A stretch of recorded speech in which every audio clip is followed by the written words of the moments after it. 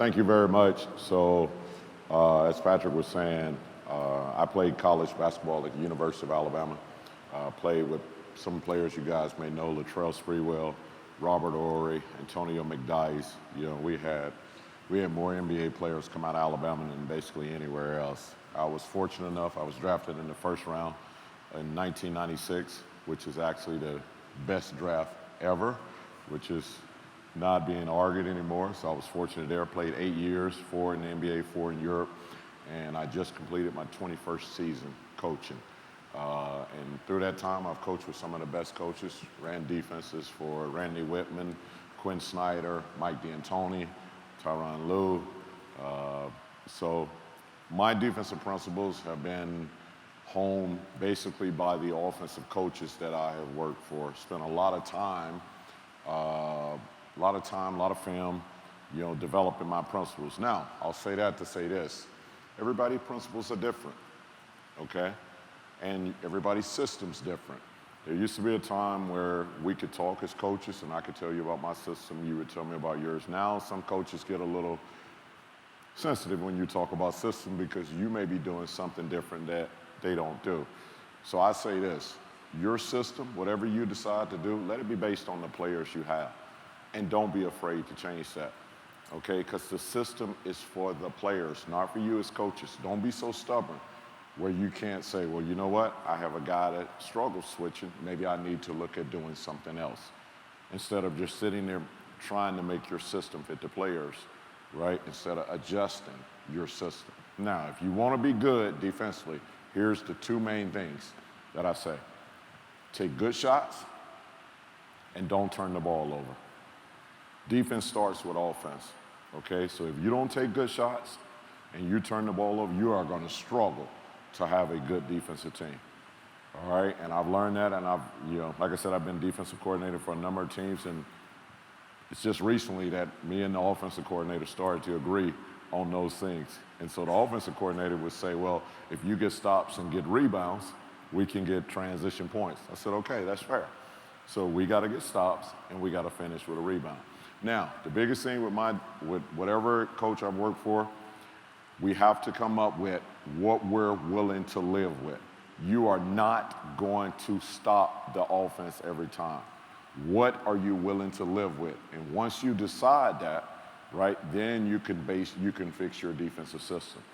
The majority of the coaches that I've worked for recently, what we've decided we can live with is one contested two. We want to force one contested two, and we want that to be inside the arc, okay, inside the three-point line. So our terminology is inside the arc, outside the restricted.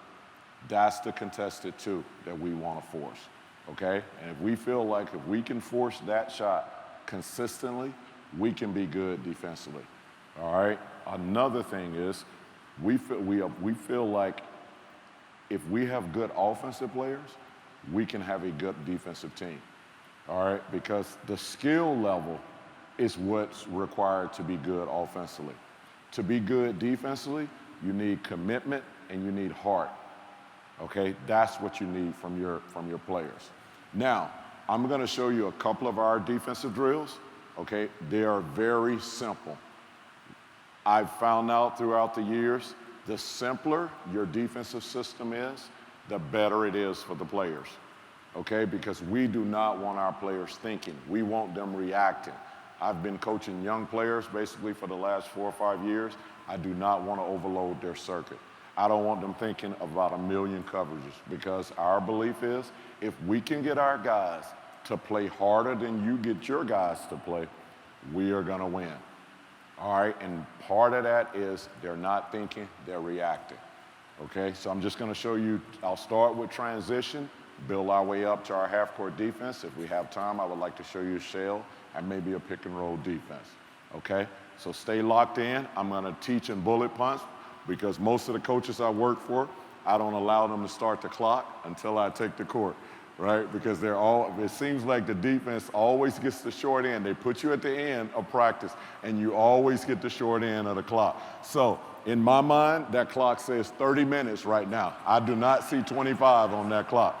All right, we call this our transition buildup. And it actually works your offense and your defense, okay? Again, very simplistic drill, but this is the one we like to start with, all right? So the free throw is live, okay? Go ahead, shoot the free throw, right? Ball goes, let's say it goes in. It goes in, right? We have, you two, take it out, hit him. We're going full court, okay? This is 2-on-1. All right, they're going full court. What we do to speed the drill up, we put 8 seconds on the shot clock. So in 8 seconds, you should be able to get a layup, right? You guys are flying the ball up court. 8 seconds, boom, here we go, boom, right? Good, finish, okay? We finished that, right? We finished that, all right? Now, let it go through the net, okay? Get it out. Now, you guys are on defense. We're going back. 3-on-2, 8 seconds on the shot clock. Again, pause. Now, hold on. This is where we break down and we talk about our defensive rules 3-on-2. So bring the ball back here, okay? Now, number one thing in transition, we gotta get the rim protected, okay? Number two, we gotta command the ball. So you come up, command the ball, all right? On this first pass, okay, say the pass goes here. Hold on. Our rule is be above the free throw line. If this first pass, because it's 3-on-2, above the free throw line, we're sprinting out. Boom, nice. Now remember, there's only 8 seconds on the shot clock. Okay, so we put them in a difficult position. Go back. If this ball was, say, go down, it was below the free throw line. Hit. Here, you drop. Okay, does everyone follow that? Just simple 3-on-2. All right, let's say go ahead. The ball went in. We went in for a layup, right? 3-on-2. Nice. Now, layup. We're going back down. Now we're going 4-on-3. So these two outsides, boom, same thing. 8 seconds on the shot clock. They're going down, 4-on-3. In a 4-on-3 with 8 seconds, kill it. Kill it, stop. That's a turnover. Okay, because if you're going down on offense and you have an advantage, if you have 4-on-3, you should be able to get a layup within 8 seconds, okay? So now it's 4-on-3. Now we're going back, right? The last player jumps in, we're going back, 5-on-4.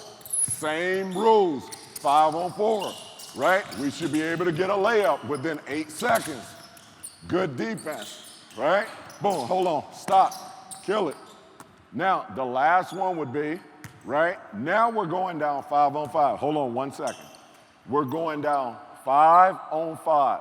We put 2 minutes. We put 2 minutes on the clock. And now we play for 2 minutes. Okay?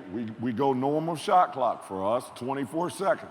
If we're trying to get our guys to play faster, the normal shot clock would be 18 seconds. Okay? So now it's 5-on-5.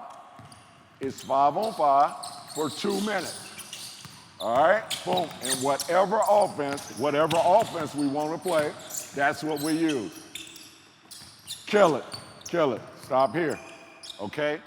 That is called our transition buildup. All right? And every day that we get a chance to practice and we say that we're going full court, we start with our transition buildup because it works both sides of the basketball. You get to work on your transition offense. You get to work on your transition defense.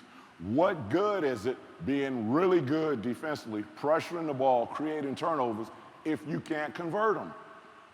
Right? You want to be able to convert. You have to be able to convert 2-on-1s, 3-on-2s, 4-on-3s. That's what you're trying. You're trying to put the defense at a disadvantage. If you work so hard to create that disadvantage, do not blow it, because you only get so many during the game. All right, and when you blow those shots at the rim, trust me, they're going right back down the other end at you, okay? Any questions before I move on to another transition drill? This is the way I structure my 30 minutes of defense, okay? I always start with the transition buildup, all right? It's one of my favorite drills, okay? I get to coach the defense, our offensive coordinator gets to coach the offense, and we try not to blow the whistle too much. We try to teach them bullet points as they're playing. We want to get to that 2 minutes because that could be like the last 2 minutes of a quarter, the last 2 minutes of a game. Very important to get that live action, okay? This one, I'm sure everyone knows, okay? We're not trying to trick anyone, all right? These are just basic drills that they've been tried and tested for a number of years, okay? And I want our guys to enjoy the simplistic drills, right? They know what's coming, okay? They can see the carryover from this drill to the game, all right? So this one's simple, all right? Whichever player I throw the ball to, the player in front of him must touch the baseline and sprint back, okay? Now, on this drill, we do not allow any coaches to talk. Coaches cannot talk. All the communication must come from the players.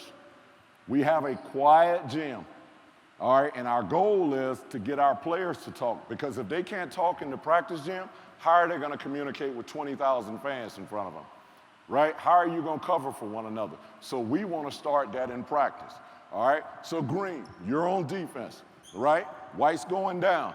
You guys got to communicate, okay? You got to figure it out. White, you got to get a good shot. What did B. Gay said was a good shot, right? Number one, he want to attack the rim because he's trying to get fouled. All right, he wants free throws. Number two, if you don't foul it, he wants layups. Number three, open threes, especially those in the corner. Those are the highest percentage three-point shots, okay? All right, any questions? Okay, here we go.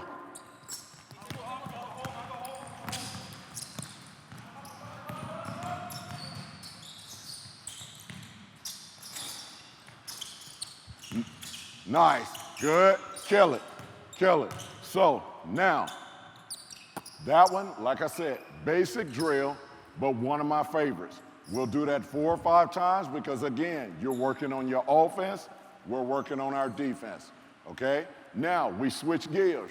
We go from our transition defense to our half-court defense, all right?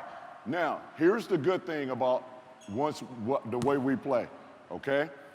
Green, you're on defense, be in the corner. You got the ball. No, you're in the corner, be in the corner.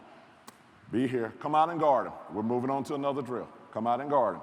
This is how we start. You guard here in the corner, okay? Be up top, corner slot, all right? Sometimes we'll just move the ball around, all right? Now, they get a shot up, swing it, all right? The ball is shot, all right? For us, what we have found that helps our transition defense and helps our offense, when we shoot a three-point shot, we try to get 4 guys to crash. We crash the glass. We want to try to get 4 guys every time we shoot a three to crash. What we found out, the value of that offensive possession off an offensive rebound is more valuable than what you would give up, right, in transition, okay? And it's hard for the opposing team to run in transition if they constantly have to block you out, all right? If they don't block you out, okay, try to run by taking the ball out of bounds, all right? If you look at the NBA over just the last 2 or 3 years, the offensive rebounding percentage has gone through the roof. I tell you this, as a defensive coordinator, what worries me the most is when we force a tough shot and we don't get the rebound. Because now you work for 24 seconds to force a tough two and you give up a higher percentage shot, right? So getting the rebound has become so crucial. I'm more concerned about that than I am, guys leaking out, all right? So we have to crash. We get 4 guys. Now, here's what happens for us when we crash. Shoot it. Let's just shoot it up, okay? We crash, all right? You crash. They rebound the ball. We pick up full court. We picked up full court. We led the NBA last season in full court pressures. We led the NBA in turnovers in the backcourt. And we never charted, never even talked about it. We just wanted to pressure the ball. We wanted to make the offense uncomfortable. So now the ball is rebounded. You don't even have to, you rebound it, okay? Everybody starts going back. Your job is we're trying to turn him at least twice in the backcourt. Depending on who the player is, we were fortunate. We had Tumani Kamara, second team all defense last season, right? He was outstanding, put guys in the box in the backcourt. right? The other guys was more of a token. And it's amazing what happens when you're just up, right? Guys get uncomfortable. We would see guys looking to see where they're, and all of a sudden they dribble the ball off their foot, right? Just things like that would happen. Not that we said get up and go for steals. We just wanted to extend our pressure, make teams uncomfortable in the backcourt, all right? So now, we're doing a good job here. Well, guess what else is happening? Go back. The shot clock is running down, right? We end up just by turning them in the backcourt, instead of having 19, 20 seconds when you get across half court, now you're looking at 15, 16 seconds, okay? We just ate up 8 to 10 seconds of the shot clock with our backcourt pressure, all right? So our crashing, right? We shoot a three. We don't get it. We don't make it. We crash for another opportunity, right, for an offensive possession. We don't get it. It leads right to our full-court pressure, right? They go hand in hand. Now, ball comes up on that side. Big fella, let me have you go down in the dunker. You go in the corner. Go in the corner. What we want to do, what we tried to do last season in Portland, we want to keep the ball on the side. So bring it up the side. Most teams, most point guards are right-handed. They bring the ball up on the right-hand side. We wanted to keep the ball on the side, all right? The court was divided into thirds, right? From the sideline to the lane line here, right? That's the outer third. Lane line to lane line. This is the middle. We gave it a name. We thought about bowling, right? Everybody bowls, right? We call this the gutter. We want to keep the ball in the gutter. Offense wants to get the ball into this area, the alley. So we would always keep them in the gutter, keep them in the gutter, right? If you voluntarily bring the ball on this side, we're not going to let you get it back to the middle because we feel like the sideline is a defender, the baseline is a defender. Right? So now what you allow us to do, you allow us to get into our shift position. Because we had size at our center and forward positions, once we shifted, we covered up all driving angles, right? So three most important things for us defensively. 3 P's. The number 1 P is physicality. We want to be the most physical team. Every cut, every dribble, we want to contest it. We want to bump you. We want to make you uncomfortable. After the game, we want you to say, we don't want to play against that team anymore, right? So number 1, physicality, okay? Number 2, pressure, all right? Number 2, pressure. So if you're guarding the ball, we got up, we pressure the ball. We contest your passes, we contest your dribble. This is pressure. So if we're going to have the guy on-ball defender pressure the ball, he has to have the number 3 P. It's the most important, protection. So you have physicality, you have pressure, you have protection. Okay, those are the 3 P's that we live by. All right, so number 1, all right, physicality. Here's the pressure. Okay, we got good pressure. But he has to know if he gets beat, there's protection behind him. Well, what does that protection look like? The first one, if I'm guarding the corner, a lot of times, a lot of teams in the NBA, you see they're so worried about this corner 3, this guy is flat. We never had our guy guarding the corner flat. He was on the line, up the line, in this position, right? With his arms out, taking away this slot drive, discouraging this slot drive. Because now he sees this, he knows that if he tries to come here, I'm here. This is my protection, okay? We didn't help off the strong side corner, but we weren't hugging off the strong side corner either, right? We shrink, we stunt, and we step up. We take away corner 3s. Number 2, nail. You're here at the nail, right? Arms out wide, okay? Arms out wide. Pressure on the ball, contesting passes and dribbles, right? So we got the corner covered, we got the nail covered. The next one is our big, because we had Donovan Clingan. Guy can actually stand straight up and dunk the ball, right? We park him right in the middle of the lane. We dared the referees to call 3 seconds. We dared them. Our goal was to lead the NBA in defensive threes. It's one free throw. Okay, so what if they call 2 a game? Think about how many drives he discouraged by standing in the middle of the paint.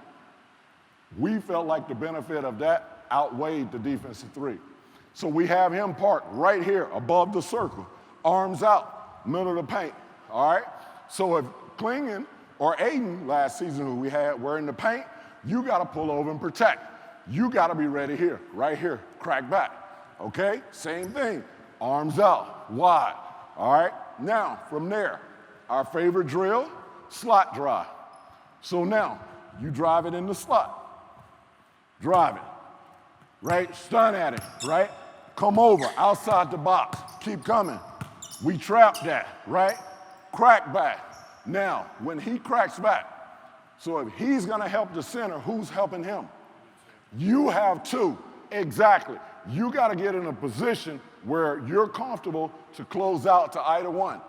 What you gotta do, since these guys are helping you, you gotta really bust it to get back into the play, because again, you wanna contest these passes. Now, make a pass, doesn't matter, make a pass. Boom, first pass. Now, here's the key. Here's why you're on the top leg, okay? You're on the top leg, you can't get sealed. He takes first, you take second.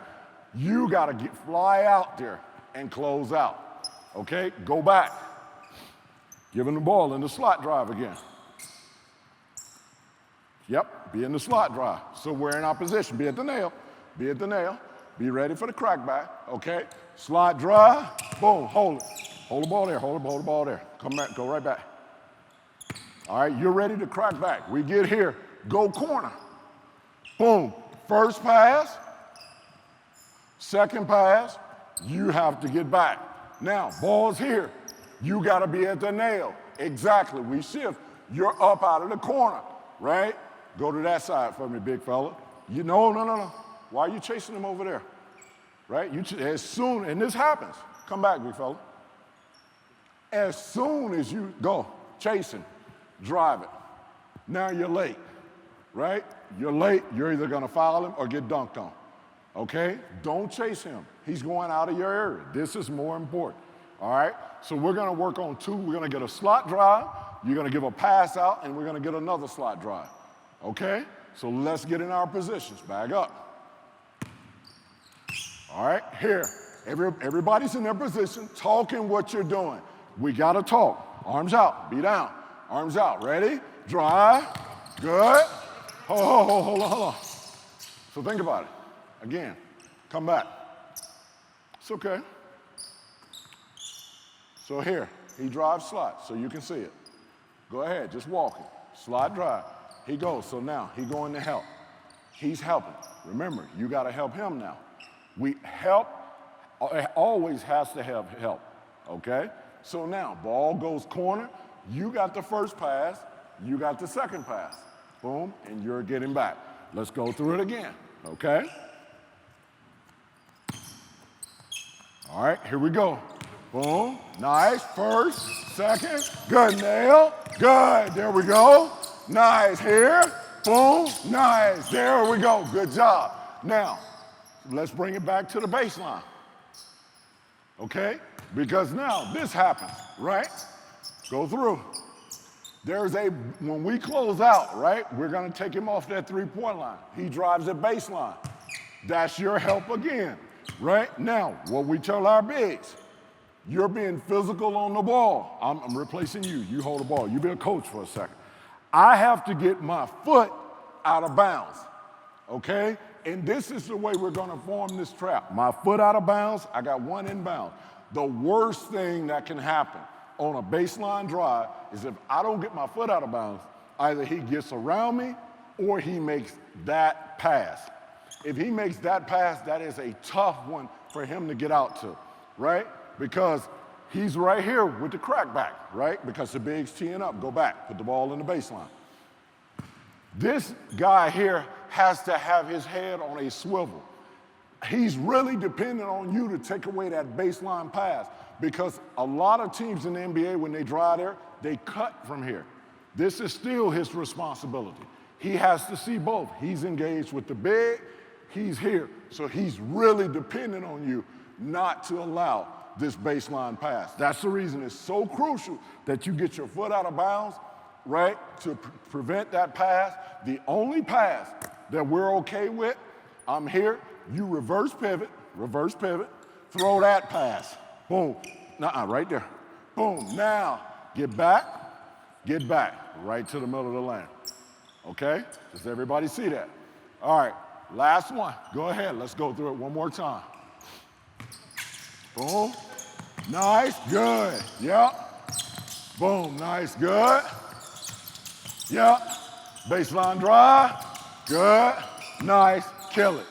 Okay? Great job. Now, set back up. Set back up. The last thing I'll talk about. Okay? We, as a defense, we try to limit the number of closeouts that we're in. Offense tries to create closeouts, defense trying to prevent closeouts. When we do get in a position where we have to close out, here's our rules, all right? Walk through it, slot drive, come over, crack back, make a pass. When we close out, three things. No three in our league, especially the corner. The three-point shot keeps me up at night. We were fortunate last year. I think we finished second in the league in fewest amount of threes allowed per game. I do not want contested threes. To me, a contested three is a good shot. The Boston Celtics shot more threes than twos last year. They were getting up 50 a game. I think that trend is going to continue. I think even more teams this year are going to try to get to 53s a game, right? It's become a numbers game. The value of it is just too high.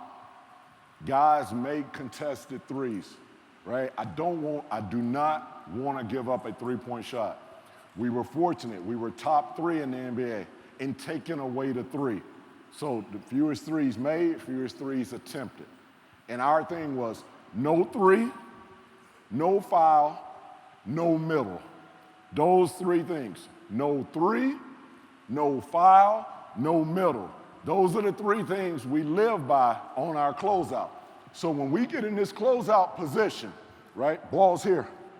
Put the ball back on that side. Be on that, right? You move on, come on, drive it. Close out. Throw it corner for it. Just throw it corner. When you close out, that's a shot. That closeout right there, because of the guys you're closing out, they're 6'7", they're 6'8". If you close out a step or two, they're just raising up, shooting it. We want to run all the way to their chest. We are full speed to the chest, right?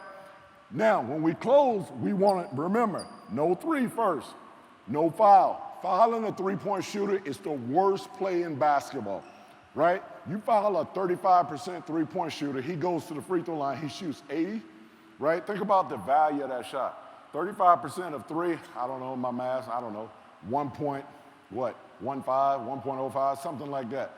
He goes to the free throw line, let's say he shoots 80%, right? Think about 80% three shots, right? That's 2.4.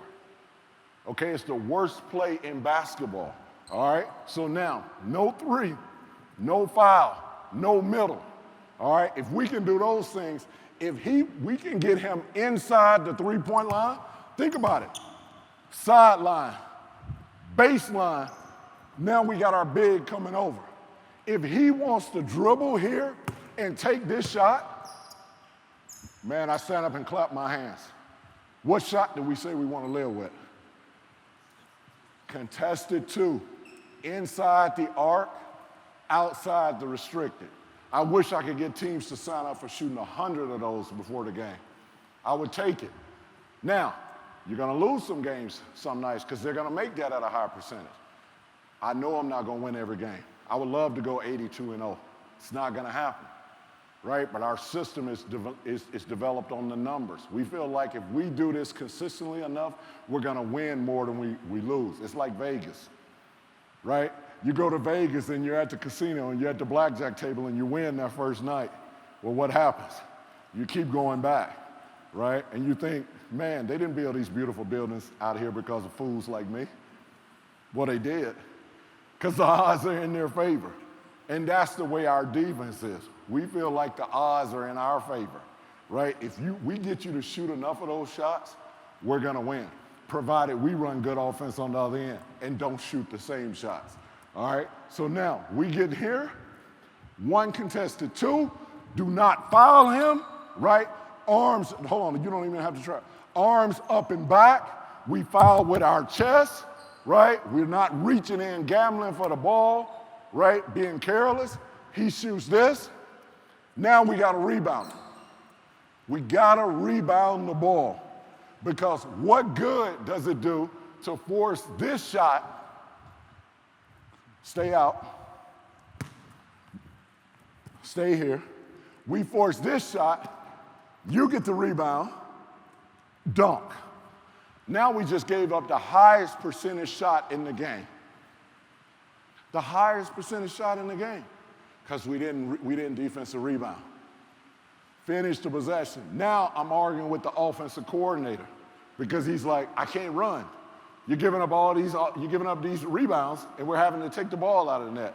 And there's nothing that upsets me more than hearing my offensive coordinator complain about defense. So yeah, we have to rebound the ball. We have to finish the possession.